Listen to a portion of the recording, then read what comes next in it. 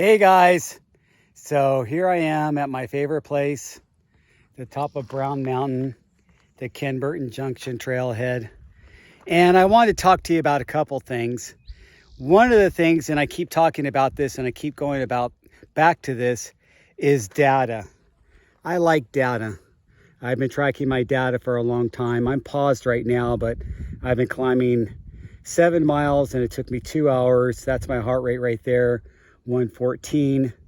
I have to take it off pause and then I could scroll through the different things, but it's kind of hard to do that holding my phone. But let me see if I can.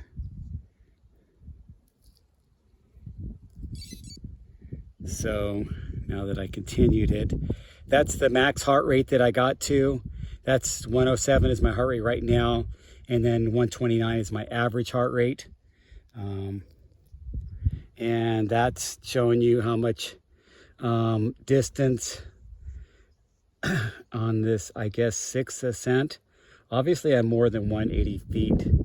I don't know what that means because I'm at almost 3,000 feet. Let me see where it shows the full ascent. That's if I want to play my music. It doesn't play on the watch. There's my riding time, my distance, speed. Obviously, I don't look at that. There's the total ascent, 2873, where I gained 1798 of that, and I lost 194. So I don't know what that other screen was. And then back to my range, that's showing my heart rate right now, and where my heart rate max was and where my average is. And I usually keep it there.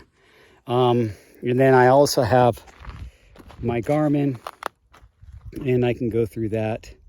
That's again showing the elevation 2865. They're always a little bit off from each other.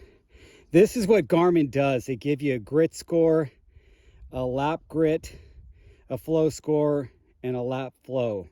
So I'm not exactly sure the difference. I think the grit is like when you're doing stuff that's more technical, maybe that's considered your grit stuff and your jumps, whereas your flow is like your continuous pacing and stuff. That's my analysis. I guess I'd have to look it up on Garmin. Total elevation is 1855. It says I've climbed 1855 and I'm at 2864. So that's the heart rate, 115. That's the heart rate max percentage that I'm at right now, 49%. Average heart rate, 144. So this puts me at a higher average, which is considerably different than my other thing. I'm using a heart rate monitor strap to do my heart rate. I wear a strap, the H10. So the H10 strap can Bluetooth to 2 different places. And I think it has Ant Plus capability too. I'm not sure why my average heart rate is so different on my watch, unless the watch is picking up the sensor from my wrist and not from the strap. It's supposed to be picking it up from the strap. Relative effort, that's a score that Garmin gives you. 131, let me see, heart rate, that's heart rate something, and it was 131. So I'm not sure what that means.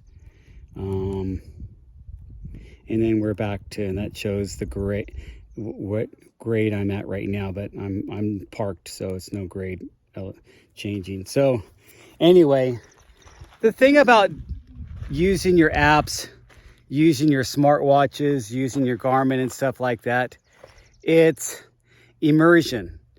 You have to be the person that is interested in it and wants to do it all the time, at least enough until you adapt to it and understand all the little nuances. And that's taken years and years for me to do it with my sports, type of data and the things I like to track. But now we're making it real simple for doctors and their patients to do it, and all the nursing staff and all their care team to do it with apps where it's not so complicated. We have some stuff that is as simple as the person doesn't even know that they're getting their heart rate checked remotely, because they're just wearing a like a Fitbit type of thing, or they don't, or they have some type of sensor that's sometimes they even have embedded sensors and stuff like that.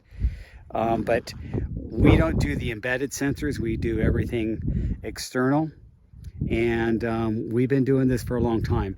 So learning the nuances, learning the details, using the dashboards, and then using that data to to motivate and keep that person on track, keep that person connected to the healthcare system.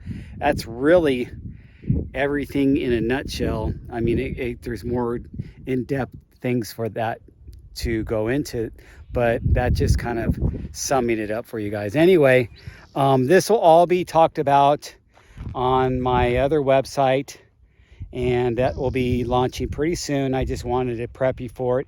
Thanks for watching my channel. As you guys know, I love mountain biking. It's kind of smoggy today, kind of hot. I'm not sure how much longer I'll stay in California, just because I'm kind of tired of the high prices and the smog and the traffic. And I'm looking at some other places that I can negate some of that stuff. So stay tuned for that too. That'll be another part of my YouTube series. But I really appreciate you guys watching my channel. Please hit that thumbs up and make a comment if you have a question, or if you just want to make a comment. I'm all for that, and I like helping you guys out. Today's single speed of the day is the Escar Jaffe, and pretty much running it with all the same equipment you guys are used to. I'm going to be changing out these levers to the Flow 120 levers, just because this adjustment thing, I don't like it.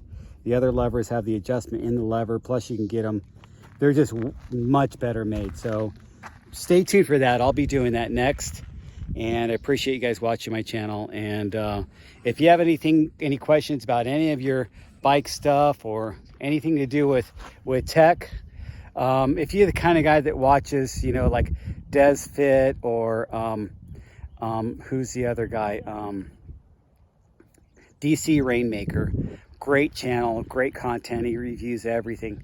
So if you have questions about that stuff from someone, I don't know as much about that stuff as they do, but I use it a lot. So from someone who really is using tech every day. This is 7 days in a row with me mountain biking, not all the way up here, and then plus I did some other trails, but I've still been riding my bike 7 days in a row, with 6 of those days being on my single speed. And my knees are still taking it. The knees are not swollen, they're still taking it, and I still feel great. So that's what I'm thankful for. Talk to you guys later.